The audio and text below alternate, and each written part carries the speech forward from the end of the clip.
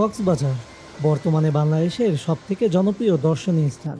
প্রতিদিন এখানে হাজার হাজার পর্যটক ভিড় জমায় সমুদ্রকে উপভোগ করার জন্য। আর যেহেতু এটি সবথেকে পপুলার দর্শনীয় স্থান, সেজন্য হোটেল থেকে শুরু করে রেস্টুরেন্ট কিংবা ট্রান্সপোর্টে চলে বড় ধরনের স্ক্যাম। আর এসব স্ক্যাম থেকে বেঁচে কিভাবে স্বল্প খরচে 2 দিন কক্সবাজার ঘুরবেন, তার সম্পূর্ণ বিস্তারিত তুলে ধরবো আমি আজকের এই ভিডিওতে। পাশাপাশি কক্সবাজার এসে যারা একটি প্রিমিয়াম রিসোর্টে থাকতে চান, তাদের জন্য একটি প্রিমিয়াম বিচ রিসোর্টে এক রাত যাপনের সম্পূর্ণ অভিজ্ঞতা শেয়ার করব আপনাদের সাথে। তাহলে চলুন শুরু করি আজকের ভিডিও। রাত 11টায় ঢাকার কল্যাণপুর বাস স্ট্যান্ড থেকে আমরা রওনা দিই কক্সবাজারের উদ্দেশ্যে। আমরা নিয়েছিলাম নন এসি বাস, সো আমাদের বাসের ভাড়া পড়েছে 800 টাকা জনপ্রতি। আর কক্সবাজার গিয়ে পৌঁছাই ভোর 8টার দিকে। আর নেমেই আমাদের প্রথম কাজ ছিল একটি হোটেল খুঁজে বের করা। তাই আমরা তখন একটি অটো ঠিক করে নিই। অটো ঠিক করার সময় মনে রাখবেন, কক্সবাজার স্ক্যামিংয়ে সবথেকে বড় অবদান রাখে এই অটোওয়ালাগুলো। তাই আপনারা যখন অটো ঠিক করবেন তখন ভালোভাবে ভাড়া মিটিয়ে নেবেন, কারণ প্রথমে সে অল্প টাকা দাবি করলেও কয়েকটি হোটেল ঘোরানোর পরে আপনাদের কাছ থেকে বেশি টাকা দাবি করবে। আর অটোওয়ালাগুলো আপনাকে প্রথম থেকে প্রভোগ করবে তাদের পছন্দ মতো হোটেলগুলোতে নিয়ে যেতে, কারণ সেখান থেকে তারা একটি বড় কমিশন পায়। তাই আমি আপনাদেরকে সাজেস্ট করব, অটোওয়ালাদের কথা না শুনে আপনি আপনার মতো হোটেল খুঁজে বের করবেন। এতে আপনার ভালো হোটেল পাওয়ার সম্ভাবনা থাকবে। অনেকক্ষণ খোঁজাখুঁজির পরে কিন্তু আমরা একটা হোটেল খুঁজে পেলাম। অনেকগুলো দেখলাম, কিন্তু কেন জানি রুম ওয়াশরুম পছন্দ হচ্ছিল না। শেষ পর্যন্ত বাজেটের মধ্যে আমরা একটা হোটেল খুঁজে পেলাম। আর এই হোটেলটা হচ্ছে কক্স বিচ রিসোর্ট। সো চলুন ভেতরের দিকে যাওয়া যাক।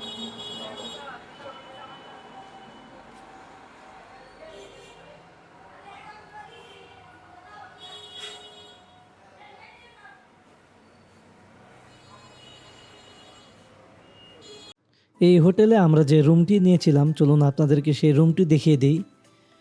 রুমে রয়েছে একটি কিং সাইজ বেড, আর এই বেডে অনায়াসে আপনারা 3 জন থাকতে পারবেন। বেডের অপোজিটে রয়েছে একটি কাভার্ড, যেখানে জিনিসপত্র রাখতে পারবেন। তার উপরে রয়েছে একটি মিরর, আর এই হচ্ছে বারান্দা।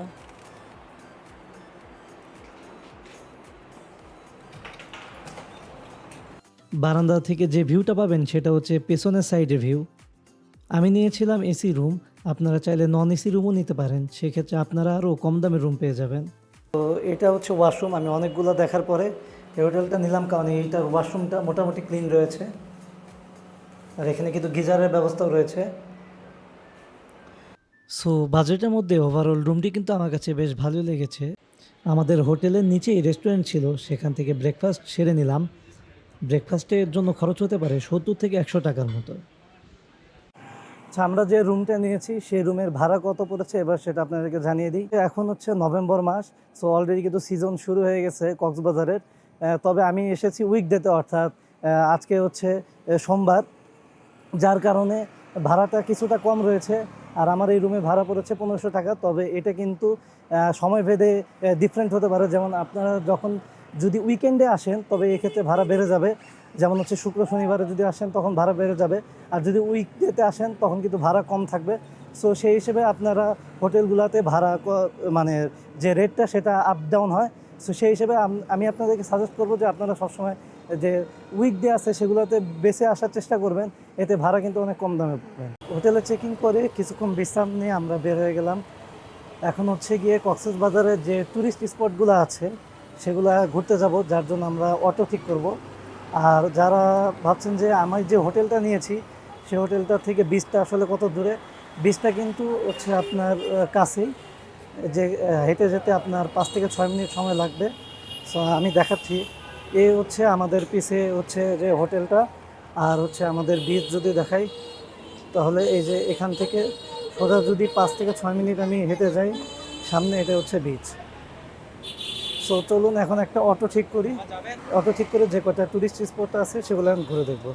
সুগন্ধা পয়েন্ট থেকে আমি অটোটি ঠিক করে নিলাম 700 টাকা দিয়ে। সারাদিনের জন্য যে কয়টি ঘোরার জায়গা রয়েছে সেগুলো ঘুরে দেখব। আর সন্ধ্যায় আবার আমাদেরকে কলাতলি পৌঁছে দিবে। আর অবশ্যই আপনারা ভালোভাবে দামাদামি করে নেবেন, কারণ তারা কিন্তু অনেক বেশি দাম চায়। সো আপনাকে বার্গেনিং করে অটো ঠিক করে নেবেন, সেটা অবশ্যই মাথায় রাখবেন। আমরা যেহেতু 2 জন ছিলাম সেজন্য এই ছোটো অটোটি নিয়েছি, কারণ এতে ঘুরে বেশি মজা পাওয়া যায়। তবে আপনারা যদি অনেকজন হন তবে সেক্ষেত্রে বড় অটো নিতে পারেন, এক্ষেত্রে আপনাদের জনপ্রতি ভাড়া কিন্তু কমে যাবে। দুপুরে কলাতলিতে একটি রেস্টুরেন্ট থেকে আমি দুপুরের লাঞ্চ সেরে নিই, কারণ আমরা যেদিকে ঘুরতে যাচ্ছি সেদিকে হিমছড়ি এবং পাটুয়াটেক ছাড়া মাঝখানে আর কোনো ভালো রেস্টুরেন্ট নেই এবং ওইদিকে খাবারের দামও মোটামুটি বেশি। আমি যেহেতু বাজেট ট্রাভেল দেখাচ্ছি সে কারণে আমার বাজেটের চিন্তাটাও মাথায় রাখতে হবে। সো এখানে আমি একটি ভর্তাবাজির প্যাকেজ নিয়ে নিয়েছি, সাথে ডাল ছিল। আর এই প্যাকেজটি জনপ্রতি পড়েছে ১৫০ টাকা করে। আর খাবারের মানও মোটামুটি বেশ ভালোই ছিল। আমরা আমাদের প্রথম যে টুরিস্ট স্পট হিমছড়িতে চলে আসছি, কিন্তু সবার আগে এখন আমাদের কাজ করতে হবে, সেটা হচ্ছে ছাতা নেওয়া লাগবে। কারণ ভাই এত পরিমাণে রোদ, অবস্থা খারাপ, দাঁড়াতে পারতেছি না। সো এখন ছাতা নিব আগে। আনফর্চুনেটলি অনেক খোঁজাখুঁজির পরেও কিন্তু আমি ছাতা পাইনি। আর এখানে কিন্তু প্রচণ্ড গরম, তাই আপনারা অবশ্যই চেষ্টা করবেন হয় ছাতা আনতে অথবা ক্যাপ নিয়ে নিতে, নাহলে কিন্তু গরমের টেকা কষ্ট হয়ে যাবে।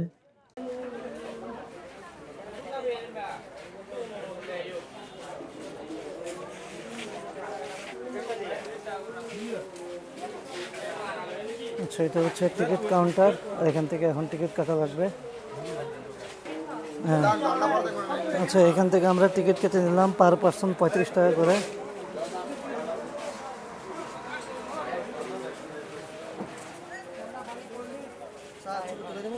না ভাই,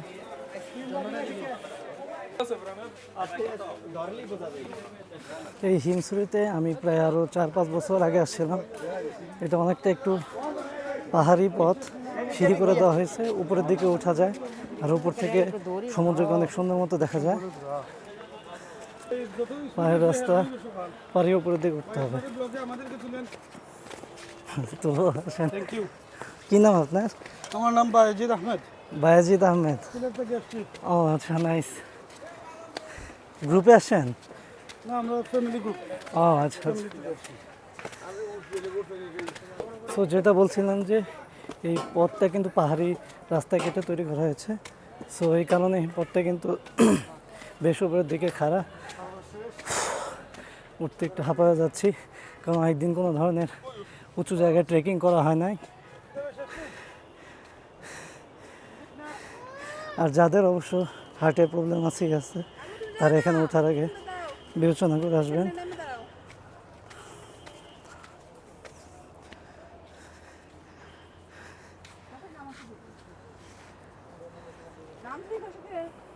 বেশ কিছু সিঁড়ি উঠে আসার পরে আমরা একটা জায়গা পেলাম যেখানে লেখা রয়েছে আই লাভ হিমছড়ি, একটি পয়েন্ট। আর এখান থেকে দেখেন সমুদ্রটাকে অনেক সুন্দরভাবে দেখা যায়।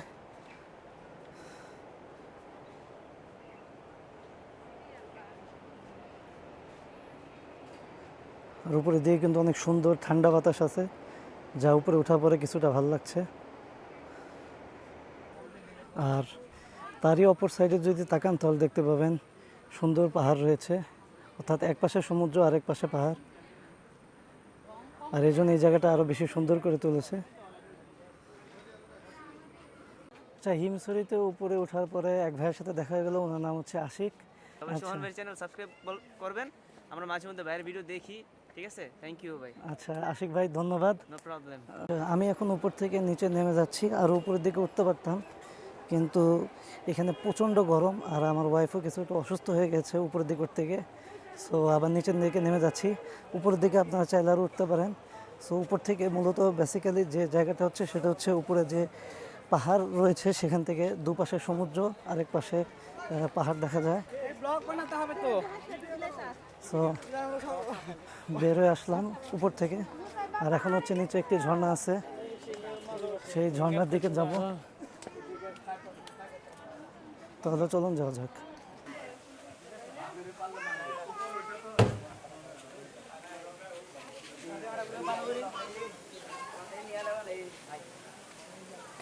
আমরা ঝর্ণার কাছাকাছি চলে আসছি, যদিও তেমন কোনো পানি নেই, তবে এর আগে এসে আমি আরও কম পানি পেয়েছি। এবার কিন্তু প্রায় বেশ যথেষ্ট পানি রয়েছে এখানে, কিছুটা হলেও।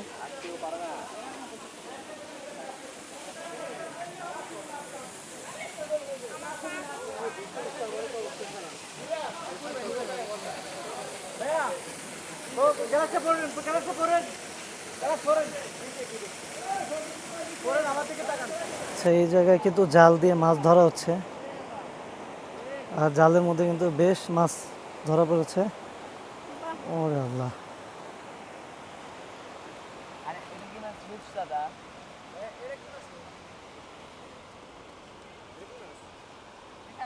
আচ্ছা, নিচে দেখতে পাচ্ছেন এইগুলো কিন্তু বিভিন্ন ধরনের মাছ যা জালে ধরা পড়ছে, এখন সেগুলো কুড়ানো হচ্ছে। কি মাছ ভাই এগুলা? মলা। একদম জীবন্ত সাগরের যে মলা মাছ, সেই মলা মাছ পেয়ে গেলাম। আর এগুলার যে কালার মাশাল্লাহ এত সুন্দর, ক্যামেরা বোঝা যাচ্ছে কিনা আমি বলতে পারবো না, সাধারণ একটা বেগুনি ধরনের কালার। আর এগুলো হচ্ছে নোনা পানির মলা মাছ। আচ্ছা, হিমছড়ি দেখা শেষে আমরা বের হয়ে চলে আসলাম। এখন হচ্ছে আমরা আমাদের নেক্সট যে টুরিস্ট স্পট হচ্ছে মিনি বান্দরবন অথবা ইনানি, যেটা আগে পরে সেখানে যাব। সো চলুন সেদিকে যাওয়া যাক। আমরা আমাদের নেক্সট গন্তব্যস্থান মিনি বান্দরবনের দিকে যাওয়ার পথে এরকম একটা রাস্তা পেলাম। দেখেন রাস্তাটা কতটা নিরিবিলি। আর এই জায়গাটা হচ্ছে পিছে যে রাস্তাটা দেখতে পাচ্ছেন অনেকটা বান্দরবনের মতো পাহাড়ি উঁচু রাস্তা, যার কারণে অটোওয়ালা আমাদেরকে এখানে নামায় দিল যে সে প্যাসেঞ্জার নিয়ে উপরে উঠতে পারবে না, সে উপরের দিকে উঠে চলে গেছে। তো আমরা এখন এই এতটুকু অংশ উপরের দিকে হেঁটে যাব। দেখেন এই জায়গাটা অনেকটা বান্দরবনের মতোই, আর চারপাশটা দেখেন কি সুন্দর মাশাল্লাহ। আর এত নিরিবিলি, একদম পুরো হুবহু মনে হচ্ছে আমি বান্দরবনের কোনো রাস্তা দিয়েই যাচ্ছি। কক্সবাজার ঘুরতে এসে আসলে সবাই সমুদ্রের পেছনে ছুটে মেরিন ড্রাইভ রোডটাই দেখে, কিন্তু কক্সবাজার ঘুরতে এসে যে এত সুন্দর একটি জায়গা রয়েছে যেটি নাম হচ্ছে মিনি বান্দরবন, এবং এর আগে এসে আমি পাইনি এই জায়গাটা। সো এখন এই জায়গাটার নাম শুনে আসলাম। মাশাল্লাহ এত সুন্দর জায়গা, খালি চারপাশটা একটু দেখেন। এই জায়গাটা হচ্ছে পাহাড়, দুই পাশে হচ্ছে পাহাড়, মাঝখানে এত সুন্দর একটা রাস্তা। আর এই জায়গাটা কিন্তু কোনো অংশে বান্দরবনের চেয়ে কম নয়। বান্দরবন বান্দরবনই, সেটা আমরা জানি যে পাহাড়ি সৌন্দর্য কতটা সুন্দর এর তুলনা হয় না। তবে কক্সবাজার এসে যে বান্দরবনের একটা সুন্দর ফিল পাওয়া যাবে এটা আমি কখনো কল্পনা করি নাই। এখানে একটা জুস বারও রয়েছে।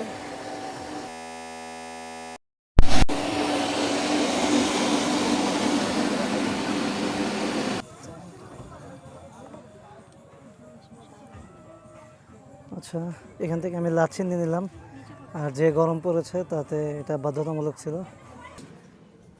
কিছুক্ষণ রেস্ট নিয়ে এখানে জুস খাওয়ার পরে আমরা আবার রওনা দিলাম এই মিনি বান্দরবন। অবশ্যই এই জায়গাটা থেকে ঘুরে যাবেন, দেখলেন কি পরিমাণে সুন্দর। আসলে কক্সবাজারে এসে আমরা সমুদ্রের পাশাপাশি যদি এত সুন্দর একটা জায়গা দেখার সুযোগ পাই তাহলে অবশ্য কেন মিস করব। সো মাস্ট রেকমেন্ড থাকবে, যারা আসবেন কক্সবাজার বা আসতেছেন তারা এই জায়গাটা অবশ্যই ঘুরে যাবেন। আমরা আমাদের থার্ড গন্তব্যস্থান অর্থাৎ ইনানি বিচে চলে এসেছি। এটা হচ্ছে ইনানি বিচের প্রবেশের যে পথটা, সেটা যাওয়ার পথে কিন্তু এখানে অনেক দোকান রয়েছে যেখানে আপনার সানগ্লাস, টুপি বা বার্মিজ অনেক জিনিসপত্র বিক্রি হচ্ছে, সেগুলো দেখতে পারেন, নিতে পারেন। তবে এখানে একটু দাম বেশি চায় সব কিছুর। তো আপনাদের ভালো লাগলে নিতে পারেন, আর না হলে না নেওয়াটাই উত্তম। ইনানি বিচে এসে আমি প্রায় 3-4 বছর আগে যখন এসেছিলাম এই মামার গোল্লা খেয়েছিলাম, আর গোল্লাটা কিন্তু খুবই অসাধারণ ছিল। সো আবারও এই মামাকে পেয়ে গেলাম, আর এখানে এখন গোল্লা অর্ডার করলাম, টক ঝাল মিষ্টি একটা গোল্লা, খেতে খুবই অসাধারণ। সো দেখি মামার যে বানানো প্রক্রিয়াটা সেটা।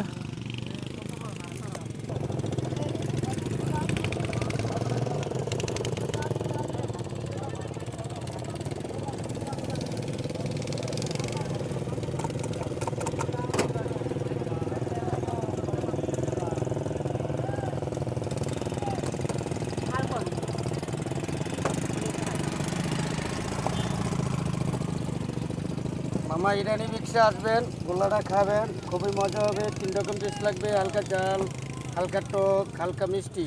ইরানি বিক্সের প্রতীচ্য গোল্লা আইসক্রিম যদি আপনারা খাবেন, যদি মজা হয়, মজা হইলে আমরা টাকা দিবেন, যদি মজা না হয় টাকা লাগবে না।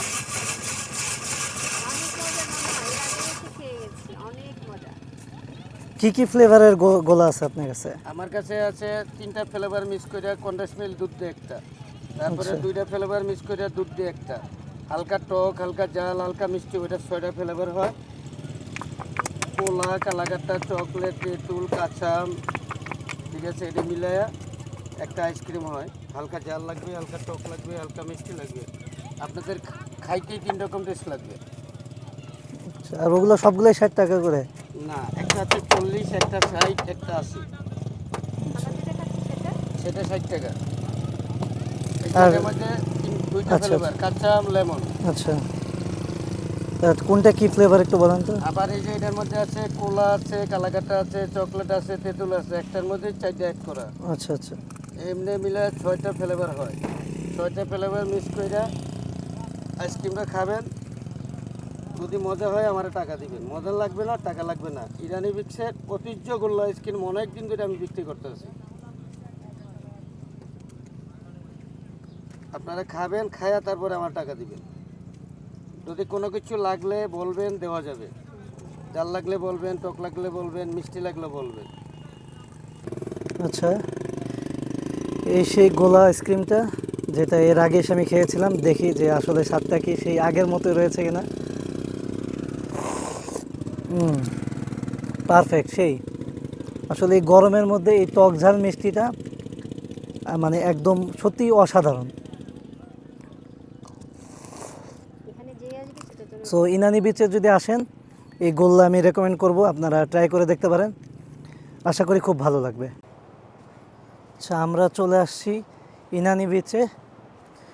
আর এই বিচটা কিন্তু একটু ডিফারেন্ট, কারণ এখানে কোরাল রয়েছে অনেক, এই যেগুলো বড় বড় কোরাল। তবে এর থেকেও বেশি কোরাল রয়েছে কিন্তু পাটুয়ার টেকে। আর যেখানে আমরা একটু পরে যাব, ওই জায়গাটা হচ্ছে সবথেকে সুন্দর। তবে ইনানি বিচে যেহেতু আসছি, এই জায়গাটা একটু আপনাদেরকে ঘুরে দেখাই। আপনারা হয়তো দেখে বুঝতেছেন যে এখানে অসংখ্য কোরাল রয়েছে। আর জায়গাটা একটা দেখেন, অসাধারণ। তো বিকালের দিকে কিন্তু ইনানি বিচটা ভালো লাগবে। আর এখন বাজে হচ্ছে গিয়ে আপনার 3:30। একটু রোদ পড়ে গিয়েছে, যার কারণে এই জায়গাটা কিন্তু বেশ সুন্দর লাগছে। তবে আপনি যদি আরও দুপুরের দিকে অর্থাৎ রোদের মধ্যে আসেন, তবে ইনানি বিচটা কিন্তু মোটেও আপনার কাছে ভালো লাগবে না, কারণ এখানে প্রচণ্ড গরম থাকে তখন। সো ইনানিতে আর পাটোয়ার টেকে যদি আসেন, তবে আপনাদেরকে একটু বিকাল বিকাল আসতে হবে, তাহলে এই জায়গাটার আসল সৌন্দর্য আপনারা উপভোগ করতে পারবেন। ইনানিকে কিন্তু লাল কাঁকড়ার বীজ বলা হয়, তবে লাল কাঁকড়া না দেখতে পেলেও এমনি নর্মাল যে সাধারণ কাঁকড়া, সেটাকে দেখতে পেলাম, দেখেন। সো গাইস, ইনানি বিচ কিছুক্ষণ ঘুরলাম, সমুদ্র উপভোগ করলাম। এখন আমরা চলে যাব এখান থেকে। আর আমাদের শেষ যে গন্তব্যস্থল সেটি হচ্ছে গিয়ে পাটোয়া টেক, সেখানে যাব। তাহলে চলুন যাওয়া যাক, আর দেরি করবো না, কারণ সন্ধ্যা হয়ে আসতেছে। আমরা পাটোয়া টেক ঘুরে আবার সূর্যাস্ত দেখার জন্য কলাতলি বিচে ফেরত যাব। ইনানি থেকে পাটোয়া টেকের দিকে রওনা দিলেও আনফর্চুনেটলি আমরা সেখানে যেতে পারিনি, কারণ আমার ওয়াইফ খুব সিক অনুভব করছিল। সেজন্য আমি আগেই সরি বলে নিচ্ছি। তবে ফিউচারে যদি কখনো যাই, সেটা আপনাদের সাথে শেয়ার করব। সো আমরা পাটোয়া টেকে না গিয়ে আমরা কলাতলির উদ্দেশ্যে আবার রওনা দিই। কক্সবাজার এসে যারা শুটকি কিনতে চান, তারা এই বাকখালি শুটকি মার্কেটে আসতে পারেন। গতবার আমি এখান থেকে শুটকি নিয়েছিলাম, আর শুটকির কোয়ালিটি বেশ ভালো পেয়েছি। তাহলে এখন চলুন, আমি এবারও শুটকি নেব। এর জন্য এখানে 2-3টা দোকান ঘুরবো, ঘুরে যেখানে ভালো লাগে সেখান থেকে শুটকি নেব আর আপনাদের সাথে শেয়ার করব। তাহলে চলুন যাওয়া যাক।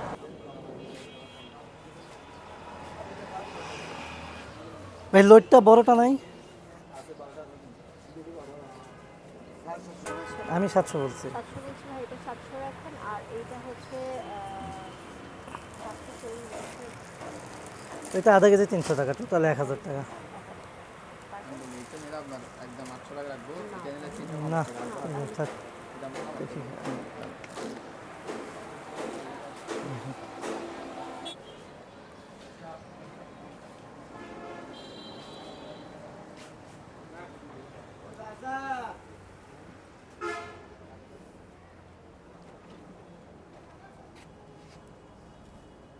লোডটা এগুলো কি লবণ দেওয়া? লোডটা এগুলো লবণ দেওয়া? মানে এটার আপনার প্যাটার্ন নারীগুলি থাকবে। আচ্ছা, আচ্ছা। ওটা প্যাটার্ন নারীগুলি থাকবে না, আর এখানে প্যাটার্ন নারীগুলি থাকবে না। আচ্ছা গাইস, আমি হচ্ছে সুন্দরবন শুটকি আড়ত থেকে প্রায় বেশ কিছু কিন্তু শুটকি নিছি। আর ভাইয়া কিন্তু দামাদামি করে আমি এখান থেকে অন্য জায়গা থেকে আমি কমে পাইছি। আর যাদের শুটকি প্রয়োজন, আপনারা হচ্ছে এই যে আমি আপনাদেরকে ঠিকানা দিয়ে দিচ্ছি, আপনারা কিন্তু অনলাইনেও নিতে পারবেন। সো ভাইয়ের কাছ থেকে শুটকি লাগলে এখান থেকে দেখে ফ্রেশ দেখে নেবেন। আর আমি কিন্তু এখান থেকে আপনার হচ্ছে এই বালা চাও নিছি, আর এটা কিন্তু আমি খুলে খেয়ে দেখেছি, এটা কিন্তু বেশ ফ্রেশ ছিল। সো কোনো কিছু প্রয়োজন হলে, যে কোনো শুটকি প্রয়োজন হলে, এটা হচ্ছে বাকখালী শুটকি মার্কেট, সুন্দরবন শুটকি আড়ত, এখানে এসে আপনারা শুটকি নিয়ে যেতে পারেন। কিছু টুকিটাকি শপিং শেষ করে আমরা কলাতলি বিচে চলে যাই সূর্যাস্ত দেখার জন্য। আর এই জায়গাটা দেখেন মানুষের কি পরিমাণ ভিড় সূর্যাস্ত দেখার জন্য। এখানে আমরা বেশ কিছুক্ষণ থেকে সূর্যাস্ত দেখে সমুদ্র উপভোগ করে পরে হোটেলে চলে যাই। আর দেখা হচ্ছে আপনাদের সাথে আবার আগামীকালকে সকালে। Good morning everyone from Cox's Bazar. আমি এখন আছি হচ্ছে সুগন্ধা বিচে। সকালবেলা যে আসলে এই বিচের যে আলাদা একটা সৌন্দর্য থাকে সেটা আপনাদেরকে দেখাবো। যে আর আজকের ওয়েদারটা মাশাল্লাহ এত পরিমাণে সুন্দর যা আপনাদেরকে দেখালে আপনারা বুঝতে পারবেন, বা এখানে না আসলে আসলে বোঝানো পসিবল না যে কি পরিমাণ সুন্দর আজকের ওয়েদার এখানে। আর এই ওয়েদারের সাথে যে একটা সুন্দর মিষ্টি বাতাস এখানে প্রবাহিত হচ্ছে, এতে কিন্তু মনটা একদম সতেজ হয়ে যাচ্ছে। সো আপনারা চেষ্টা করবেন একদম আর্লি বিচে আসার জন্য। এই জিনিসগুলো আসলে এই এই কিছু সময় যে জিনিসগুলো আসলে প্রকৃতিকে সুন্দর মতো উপভোগ করার সময়, সেই সময়গুলো যদি আপনি মিস করে ফেলেন না, তাহলে সেই প্রকৃতির যে আসল সৌন্দর্যগুলো সেগুলো আপনার মিস হয়ে যাবে। বিচে এসে কিন্তু আপনারা অনেক ধরনের অ্যাক্টিভিটি করতে পারবেন, যেমন কেউ হচ্ছে জেট স্কি রাইডিং করছে, কেউ এখানে গ্রুপ সহকারে ফুটবল খেলছে, প্যারাসিলিং করছে। আপনারা চাইলে এখান থেকে যে লাইফ জ্যাকেটগুলো রয়েছে সেগুলো নিয়ে ওখানে গিয়ে পানির মধ্যে ফান করতে পারেন। সো অনেক ধরনের অ্যাক্টিভিটি আসলে করতে পারবেন। আর এই সকালবেলাটা রোদ ওঠার আগ পর্যন্ত এই সময়টা করলে, এই সময়টা একদমই অনেক সুন্দর একটা আবহাওয়া, যা আপনার এগুলো করতেও ভালো লাগবে। সো আপনারা যদি এগুলো করতে চান, আমি বলবো হয় একেবারে বিকাল দিকে আসেন, আর নাহলে একদম সকালের দিকে আসেন, তাহলে এই জায়গাটাকে আরও সুন্দর মতো এনজয় করতে পারবেন। কক্সবাজার এসে এই দিনের বেলাটা আপনারা চাইলে আরও দুটো জায়গায় ঘুরে আসতে পারেন। একটি হচ্ছে রেডিয়েন্ট ফিশ ওয়ার্ল্ড, যেখানে আমি গতবার গিয়েছিলাম, যার টিকিট মূল্য পড়বে 300 টাকা, যেখানে গেলে আপনারা মেরিন সব ধরনের সামুদ্রিক প্রাণী দেখতে পাবেন। আর হচ্ছে আরেকটা হচ্ছে মহেশখালী, যেটাকে বলা হয় একটি দ্বীপ, এবং এই দ্বীপে আপনারা চাইলে ঘুরে আসতে পারেন। আর মহেশখালীর পান সব বিখ্যাত, সেখান থেকে আপনারা চাইলে পানও খেয়ে আসতে পারেন। সো আমি এগুলো কোনোটাই আজকে যাচ্ছি না, কারণ আমি এগুলো আগে ঘুরে এসেছি। এগুলো আপনারা এই জায়গা থেকে ঘুরে আসতে পারেন। কক্সবাজারে 2 দিন বাজেট ট্রাভেলে কী পরিমাণ খরচ হতে পারে আসুন সেই তথ্যটি এবার আপনাদেরকে জানিয়ে দিই। বাস অথবা ট্রেন ভাড়া টোটাল আসা যাওয়া 1600 টাকা, একদিনে হোটেলে থাকার খরচ 750 টাকা, 2 দিনের ব্রেকফাস্ট 200 টাকা, 4 বেলা লাঞ্চ এবং ডিনার টোটাল 600 টাকা, একদিন অটো নিয়ে ঘুরেছেন সেই ভাড়া 350 টাকা, তাহলে টোটাল খরচ হচ্ছে 3500 টাকা। এখানে যে হিসাবটি দেওয়া হয়েছে তা হচ্ছে পার পার্সনের হিসাব, এবং এটি সম্পূর্ণ লো বাজেট ট্রাভেলের হিসাব। সো গাইস, অল্প বাজেটে কক্সবাজারে ঘুরতে এসে কোথায় থাকবেন, কী কী দেখবেন এবং কী কী অ্যাক্টিভিটি করবেন সব কিছু কিন্তু আমি তুলে ধরলাম আপনাদের সুবিধার জন্য। সো আজকের ভিডিও আমি এখানেই শেষ করছি।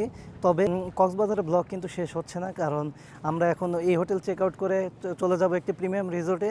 এবং কক্সবাজারে এসে যারা আসলে প্রিমিয়াম কোনো রিসোর্টে থাকতে চান, তারা একদিনে সেই রিসোর্টে কী কী অ্যাক্টিভিটি করবেন এবং কী কী বিষয়গুলো তুলে ধরবো সেগুলো আসছে সামনের ভিডিওতে। সো আজকের ভিডিও এখানেই শেষ করছি। সবাই ভালো থাকবেন, দেখা হচ্ছে কক্সবাজারের নেক্সট ভিডিওতে। আল্লাহ হাফেজ।